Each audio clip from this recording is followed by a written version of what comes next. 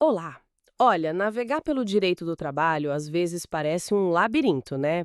Mas tem um jeito de entender melhor os pontos cruciais. Ficar de olho nas súmulas do TST. Exato. O Tribunal Superior do Trabalho define muita coisa importante ali. Pois é. E essas decisões impactam diretamente direitos, deveres, tanto de empregados quanto das empresas.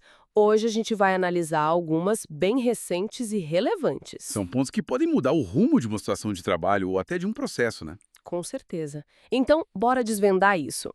Ah, mas antes, aquele recado rápido. Se você curte esse tipo de análise mais a fundo, considere se inscrever aqui no canal, tá? E compartilhar também. Isso ajuda bastante a gente a continuar produzindo. Bom, vamos lá. Começando pela súmula 451. Ela fala da participação nos lucros, a famosa PLR.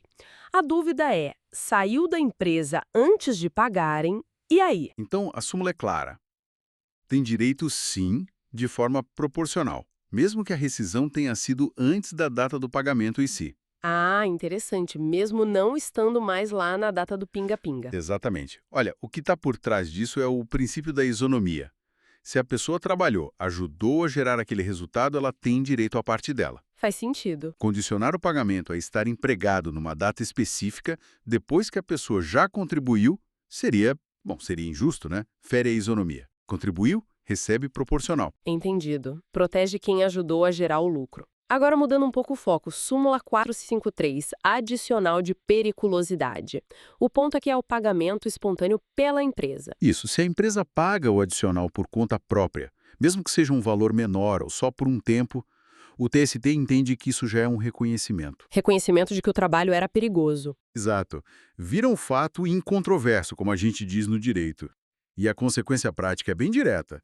Dispensa a necessidade da perícia técnica, aquela do artigo 195 da CLT. Nossa, então a empresa que paga por fora ou um valor parcial acaba facilitando para o empregado nesse ponto? De certa forma, sim, porque a própria empresa, ao pagar, mesmo que por liberalidade, admitiu o risco ali. Então, para aquela situação específica, a perícia deixa de ser essencial para provar o que já foi admitido, né? Bem interessante a implicação disso. E falando em formalidades, súmula 456. Representação de pessoa jurídica, validade de procuração. Parece detalhe, mas é crucial. E como é? Aqui a coisa é séria, principalmente depois do CPC de 2015. Se tiver problema na representação lá na primeira instância, o juiz dá um prazo. E olha, é curtíssimo, 5 dias. 5 dias? Só isso? Só isso, 5 dias para corrigir. Se for o reclamante quem entrou com a ação e não corrigir, o processo é extinto, acaba ali.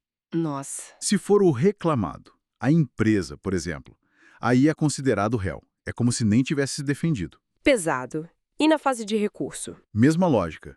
O recorrente tem 5 dias para arrumar a representação.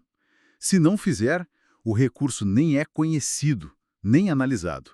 E se o problema for com o recorrido, as contrarrazões dele são desconsideradas. Uau! 5 dias realmente não dá para vacilar com o documento, hein? De jeito nenhum.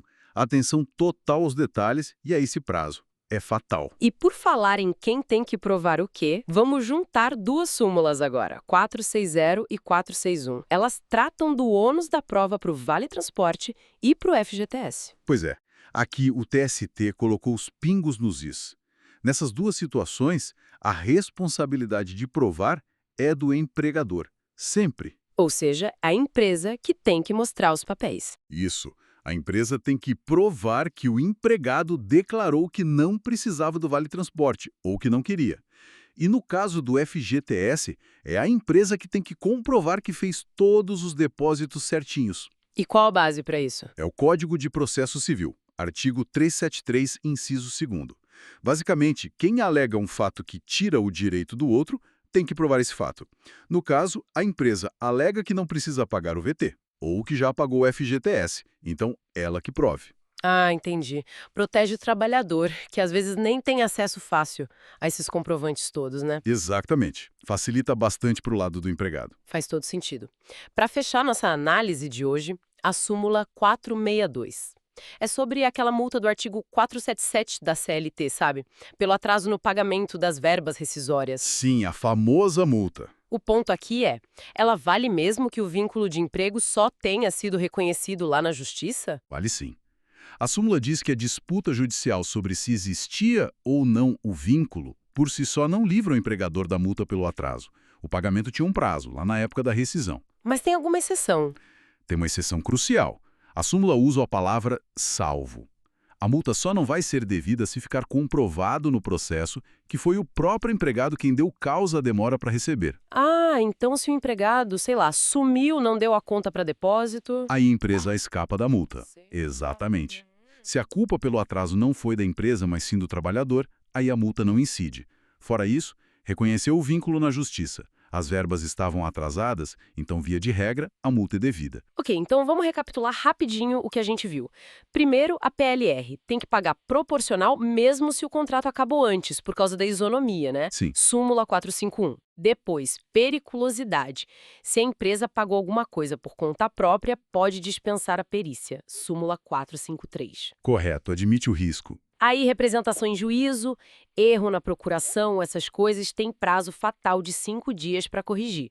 Súmula 456. 5 dias, não pode esquecer. Vale transporte e FGTS. Quem tem que provar que está tudo certo é sempre o empregador. Súmulas 460 e 461. Ônus da prova do empregador. E, por último, a multa por atraso na rescisão, o artigo 477. Vale mesmo com processo judicial, a não ser que o empregado tenha causado a demora, súmula 462. Perfeito.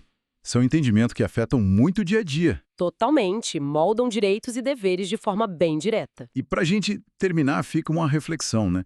Pensando nessa súmula 456 do prazo de 5 dias, que é super rígido, como será que a digitalização total dos processos, as intimações que chegam pelo sistema, impactam a capacidade real de cumprir isso? Boa pergunta. Especialmente para empresas menores ou para trabalhadores que talvez não tenham um advogado ali de prontidão, será que esse formalismo todo com a velocidade digital garante o acesso à justiça ou às vezes pode até atrapalhar? Fica aí para a gente pensar. Excelente ponto para a nossa audiência refletir também. Bom, esperamos que essa nossa conversa tenha sido útil, tenha esclarecido alguns pontos importantes. Tomara que sim. Muito obrigada pela atenção de todos e todas. Até a próxima. Até mais. Até mais.